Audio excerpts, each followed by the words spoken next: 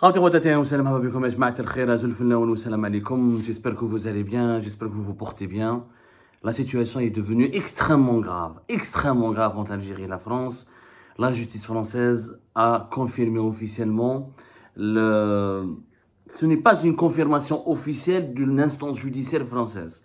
C'est une source autorisée française, qui est une source diplomatique, qui a révélé à plusieurs médias français dans le monde, le quotidien Le Monde, le quotidien français, pratiquement le quotidien français le plus prestigieux, l'un des journaux, l'un des médias français les plus prestigieux, et toute la presse française a repris cette information. Le parquet national antiterroriste français vient de confirmer le lancement d'un mandat d'arrêt international contre un haut responsable algérien qui n'est pas moins que le ancien premier secrétaire de l'ambassade d'Algérie en France à Paris pour sa participation active à l'affaire Ahmed Dezed, à savoir kidnapping, séquestration et kidnapping dans le but de tuer ou d'assassiner Ahmed Dezed. Il s'agit de Salah ad-Din Selloum, qui est effectivement l'ancien premier secrétaire de l'ambassade d'Algérie à Paris en France. Il était en poste de 2021 à 2024. Il a quitté son poste, il a été rapatrié vers l'Algérie, bizarrement, uniquement 2 mois, 3 mois, entre 2 et 3 mois après le kidnapping et la tentative d'assassinat avorté d'Ahmed Dezed, que vous connaissez tous, blogueur et youtubeur très populaire en Algérie, y compris maintenant aussi en France et même sur la scène internationale, parce que son affaire a dépassé, l'onde de choc de son affaire a dépassé l'ensemble des frontières internationales. Salah ad-Din Selloum est rentré en Algérie, il a été rapatrié par l'administration algérienne, par l'administration du ministère algérien des Affaires étrangères, vers le mois de juillet et août 2024. C'est 3 mois après l'affaire Ahmed Dezed qui a eu lieu vers la fin avril 2024. La justice française, le parquet national antiterroriste, dès le départ, avait adressé une convocation à ce premier secrétaire, à cet ancien premier secrétaire de l'ambassade d'Algérie en France. 2 hauts responsables de l'appareil diplomatique algérien en France ont été convoqués dès le départ, c'est-à-dire dès que l'enquête a été, dès que le parquet national antiterroriste a été saisi de l'affaire et dès que l'instruction judiciaire a commencé à aboutir à l'emprisonnement d'un ancien agent consulaire, d'un agent consulaire attitré du consulat d'Algérie à Créteil. C'était au mois d'avril 2025, vers le 11 avril 2025. Depuis avril 2025 jusqu'à juillet 2025, la justice française attendait à ce que 2 responsables algériens répondent à leur convocation. Il s'agit de Mohamed Bouaziz, qui est le vice-consul d'Algérie, le vice-consul du consulat d'Algérie à Créteil, et Salah ad-Din Selloum, qui est l'ancien premier secrétaire de l'ambassade d'Algérie à Paris. Les 2 ont été convoqués. La justice française a commencé par les convoquer pour les auditionner, parce qu'ils ont été cités dans le dossier de l'enquête qui a été mené par la police judiciaire et la DGSI, enfin, la Direction générale de la sécurité intérieure, les services secrets français, l'enseignement intérieur, et des éléments matériels ont démontré la participation de ces 2 responsables algériens attitrés, des diplomates attitrés, et qui sont en réalité des membres des services secrets algériens. Ils travaillent en France comme diplomates, mais c'est une couverture.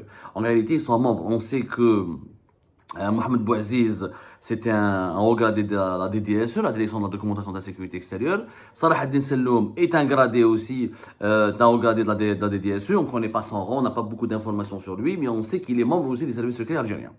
Donc, au départ, ils ont été convoqués pour les fortes présomptions qui pèsent à leur encontre pour une participation à une association de malfaiteurs terroristes en vue de la préparation d'un ou de plusieurs crimes. Qu'est-ce qu'on leur reprochait? On leur reproche d'avoir joué un rôle important dans la mesure où ils ont été les responsables de l'organisation du kidnapping et de l'enlèvement d'Ahmed Dezed. Salah ad-Din Selloum, c'est lui qui a été en contact avec les kidnappeurs, à travers les agents du consulat d'Algérie à Créteil. C'est lui qui a organisé le kidnapping, c'est lui qui a géré l'aspect financier, l'aspect logistique, le paiement de certains membres de ce gang qui ont voulu kidnapper et assassiner Ahmed Dezed.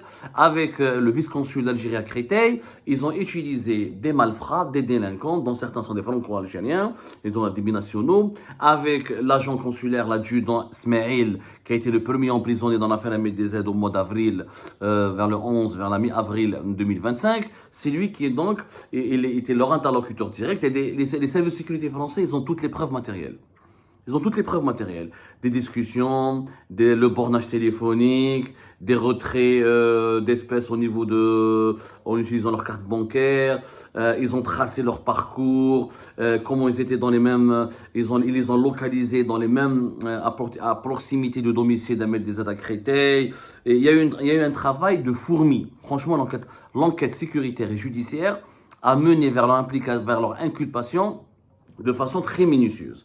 Je tiens à préciser un détail important, parce que maintenant, il va y avoir beaucoup de spéculations politiques. Maintenant, les gens vont croire que ce mandat d'arrêt international a été lancé juste après la lettre d'Emmanuel Macron du 6 août 2025 et la réaction algérienne du 7 août 2025. Non, le mandat d'arrêt international a été délivré le 25 juillet 2025. Donc ça n'a rien à voir avec la lettre d'Emmanuel Macron du 6 août. Le 25 août, il a été délivré. Sauf qu'il n'a pas été médiatisé parce que le parquet national antiterroriste ne communique pas. N'a pas communiqué sur l'affaire Ahmed Dezad. Il aura fallu qu'aujourd'hui, on est combien aujourd'hui? On est le 9 août 2025. C'est uniquement aujourd'hui que l'information est sortie. Pourquoi? Parce que c'est maintenant que les sources judiciaires et diplomatiques françaises ont accepté de la faire sortir. Et certainement, oui, la médiatisation de cette affaire du mandat d'arrêt international est liée certainement à ce nouveau rebondissement de conflits géopolitiques et diplomatiques qui opposent les autorités algériennes aux autorités françaises, le régime algérien à l'État français. Avec la lettre d'Emmanuel Macron, qui a craqué, qui demande des sanctions supplémentaires contre les dirigeants algériens, et la riposte algérienne, qui a décidé elle aussi, de sanctionner les intérêts français en Algérie en demandant, en renégociant les baux de location des ambassades et des biens immobiliers occupés par les installations diplomatiques françaises, et en dénonçant, en abrogeant définitivement les accords de 2013 et de 2007 qui permettaient la libre circulation des diplomates et des dirigeants français et algériens dans les deux pays respectifs. Mais cette médiatisation, elle intervient aujourd'hui. Pourquoi? Parce que certainement les sources françaises ont décidé de rappeler à Abdelmajid Tebboune: ah, tu veux un conflit? Tu veux un conflit diplomatique? Tu veux vraiment qu'on aille plus loin? Ah, il y a le mandat d'arrêt international. Mais le mandat d'arrêt international, il a été lancé bien avant, le 25 juillet 2025. Il n'a rien à voir avec la récente séquence. Sa médiatisation est un message fort, est un nouveau message adressé par l'establishment français à l'État algérien, au régime algérien. C'est que calmez-vous, arrêtez de vous la jouer puissant, ou de vous la jouer, de montrer vos muscles, etc.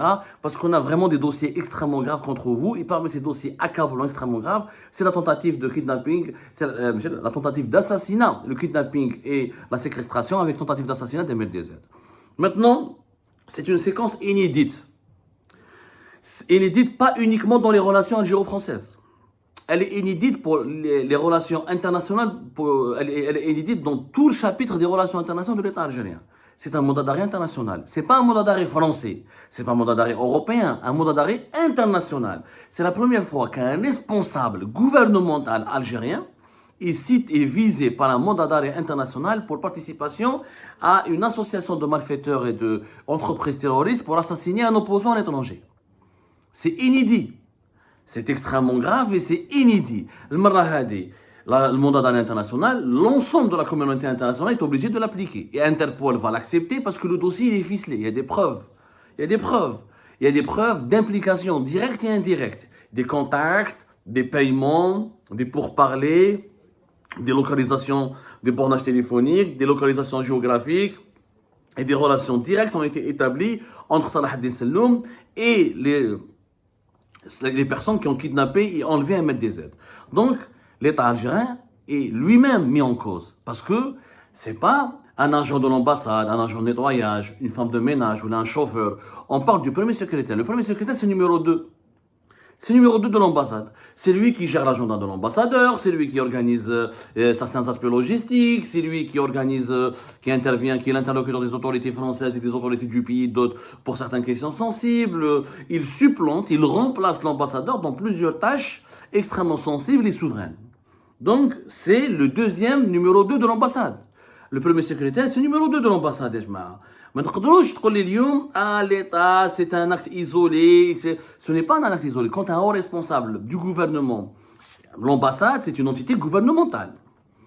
Ce n'est pas une entreprise privée ou non, c'est une entité gouvernementale. L'ambassade d'Algérie en France, c'est la représentation officielle de l'État algérien en France. Maintenant, aujourd'hui, il faut le dire clairement, c'est l'État algérien qui est mis en cause par la justice française. Et cette médiatisation, au départ, les Français n'ont pas voulu la médiatiser. L'information m'a kharjitch. La vérité, ils n'ont pas perdu aucune source. D'habitude, donc dossier MLDZ, dès qu'il y avait un rebondissement, l'affaire était mise, le rebondissement, l'information est rapidement diffusée par des sources judiciaires ou sécuritaires. Elle parvient à des relais, à des journalistes français ou à des journalistes algériens comme moi, comme nous établis sur le territoire français. Cette fois-ci, l'information, ça veut dire quoi? Ça veut dire que les Français, au départ, ont voulu trouver un compromis. Il y a le problème MLTZ, il y a le problème, il y a l'implication d'agents officiels de l'État algérien. Les autorités françaises donc étaient disposées à trouver un compromis, à négocier pour sortir de l'impasse. Et pour comment gérer ce dossier MLTZ sans qu'il y ait un préjudice extrêmement puissant et fort sur les relations algéro-françaises. Mais non, comme Tebboune est têtu, comme il s'obstine, comme il veut maintenir le bras de fer avec la France, toi, tu as fait des conneries, tu fais des bêtises, mais tu continues à bomber le torse, à provoquer, à montrer, à essayer de défier, et tu crois que tu peux faire plier la France. Si le régime algérien était propre, il est innocent, ok, il a raison de maintenir. Des agents officiels de l'État algérien impliqués dans une tentative, dans une entreprise terroriste. C'est-à-dire kidnapper une personnalité publique, qui l'a séquestrée, la violenter, pour l'assassiner et la transférer, je ne sais pas vers où. Donc, à un moment donné, normalement, quand on fait des conneries, normalement, on se fait petit, on essaie de corriger les bêtises. On essaye de corriger les conneries, on essaie de négocier, on essaie d'apaiser la situation. Ah non, les autorités algériennes, pas du tout. Les autorités algériennes, c'est quoi? C'est le bras de fer absolu, la provocation, je fonce, tête baissée, etc. C'est l'affrontement, la logique de l'affrontement, pensant et faisant croire à l'opinion publique nationale et internationale que, voilà, que l'Algérie respecte les droits. L'Algérie qui parle de droits de l'homme, dans sa lettre, dans sa réponse à la lettre d'Emmanuel Macron, comment tu peux parler de droits de l'homme alors que tu as tenté toi-même, à travers tes représentants officiels, en France, d'assassiner un opposant? Et tu parles de droits de l'homme. C'est quand même incroyable, c'est quand même inimaginable, c'est quand même, voilà. Et qui est impliqué, encore une fois? C'est le premier secrétaire d'une ambassade. Le premier secrétaire de l'ambassade, par exemple, il est chargé de la coordination entre toutes les sections de l'ambassade. Il est chargé, par exemple, de représenter l'ambassadeur dans des réunions officielles. C'est quand même le numéro 2 de l'ambassade d'Algérie. Le numéro 2 de l'État algérien en France est impliqué dans une affaire de kidnapping d'une entreprise terroriste. Oui, le régime algérien, il répond à un président français, il dit que non, vous ne respectez pas les droits, il parle de droits de l'homme. Donc, la réponse française, ok, vous voulez le bras de fer, vous voulez l'affrontement. Ah, il y a dossier MLDZ, Djibouna Salah ad-Din Selloum. Ah, il y a maintenant, et ne me dites pas l'Italie, l'Espagne, tous les pays avec lesquels l'Algérie, ils sont obligés d'appliquer un mandat d'arrêt international. Quand il est enregistré par l'Interpol, on est obligé, maintenant Salah ad-Din Selloum aujourd'hui, s'il sort du territoire national, il peut se faire arrêter, il peut être livré à la France, il peut être jugé. Ou il sera arrêté par le pays dans lequel il se trouve, il peut être même jugé par le pays qui va arrêter Salah ad-Din Selloum. Et ça, ce n'est que le premier mandat d'arrêt international. Il y a un deuxième, Mohamed Bouaziz, le vice-consul d'Algérie à Créteil, qui, normalement, selon nos sources, risque lui aussi d'écoper d'un mandat d'arrêt international dans les jours à venir. Donc on aura 2 responsables gouvernementaux et l'enquête se poursuit. Parce que derrière l'affaire MLDZ, qui a demandé à Salah ad-Din Selloum de participer ou d'organiser le kidnapping, la séquestration, l'assassinat d'MLDZ? Salah ad-Din Selloum, c'est que le premier secrétaire. Il y a eu des ordres qui sont venus d'en haut. Quelle est cette hiérarchie qui lui a donné les instructions et les ordres? Qui lui a demandé délibérément de neutraliser MLDZ? Donc il y a d'autres hauts responsables algériens. On se dirige donc vers un scandale international. Ça veut dire que le régime algérien, dans les jours à venir et les semaines à venir, et maximum les mois à venir, sera pointé du doigt par l'ensemble de la communauté internationale comme étant un régime voyou qui assassine, qui veut tuer. Vous imaginez l'impact sur sur l'image de l'Algérie? Vous imaginez l'impact extrêmement catastrophique? Parce qu'un mandat d'arrêt international, ce n'est plus la justice française. C'est quelque part les instances internationales. Ça veut dire que toutes les justices du monde, quand elles vont recevoir, quand elles vont arrêter ces responsables algériens, ils devront les juger et plancher et enquêter avec eux et les arrêter. Donc ce n'est plus une affaire franco-algérienne, ça devient une affaire internationale. Tebboune, au lieu de négocier un compromis, un apaisement, elle a bien oublié kharbtouha في l'affaire MDZ, il y a toutes les preuves. ما تقولولناش بلي ما درتو والو في l'affaire MDZ, il y a toutes les preuves. La police française, les services secrets français ont toutes les preuves. Et la justice française, qui n'a pas épargné Sarkozy, qui n'a pas épargné des grands responsables français, ne peut pas se faire instrumentaliser s'il n'y a pas eu de preuves. Il n'y a pas eu d'instrumentalisation, il y a des preuves, il y a des preuves. Comme dans mon agression à moi, il y a eu des preuves que le gars est parti à Alger avant de m'agresser, que tout a été dirigé depuis Alger. Mais dans l'affaire MDZ, c'est encore plus loin. C'est tentative d'assassinat, kidnapping et séquestration. Mais ça, avec, donc quand on a ils ont des preuves. Avec ces preuves-là, ils peuvent accabler l'État algérien. Et encore une fois, Salah ad-Din Selloum, s'il est arrêté, va parler. Qui lui a donné l'ordre? Donc on se dirige vers un scandale international qui va clouer, qui va mettre le régime algérien, qui va mettre à l'écart le régime algérien de la communauté internationale. Il sera considéré comme un régime de voyous, d'assassins. Parce que faire des choses pareilles, kidnapper quelqu'un, payer des mafieux pour kidnapper un blogueur ou un cyberactiviste et tenter de l'assassiner, c'est des voyous, c'est des méthodes de mafieux. Or, un État n'est pas censé être mafieux. Donc, Tebboune, au lieu de trouver un compromis avec Macron, avec la France, on calme la situation, on va trouver une solution, on va faire un MDZ, apaiser. Non, lui, il choisit l'affrontement. Donc, tu pousses les autorités françaises à sortir tous les. Donc, les Français, comme les dossiers. Oui, il n'y a pas que l'affaire MDZ. Il y a un coffre-fort de dossiers accablants. Donc, ils rejouent comme les dossiers. Comment vous allez dire? À chaque fois, vous allez dire c'est un complot. À chaque fois, vous allez dire c'est des fake news. À chaque fois, vous allez dire c'est de la désinformation. À chaque fois, vous allez dire c'est Bruno Otaïo, c'est l'Israël, c'est le Maroc. C'est pas crédible. La communauté internationale ne va pas vous croire.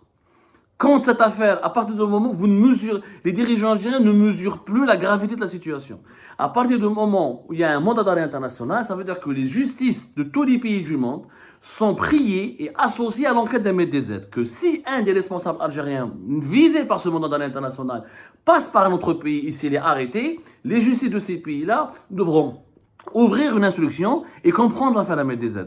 Donc,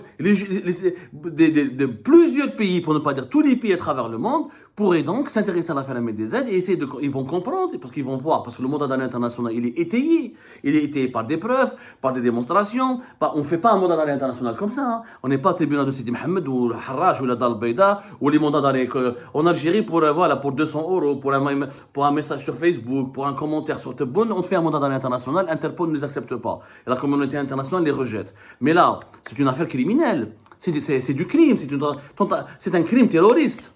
Il y a des preuves, il y a des indications, etc. Donc le dossier MDZ sera connu à l'échelle internationale. Vous imaginez les conséquences catastrophiques sur l'image de l'Algérie? Rabbi Djib el-Khair. Il n'y a qu'une seule chose qu'on peut dire. Que Dieu protège l'Algérie, que Dieu bénisse l'Algérie.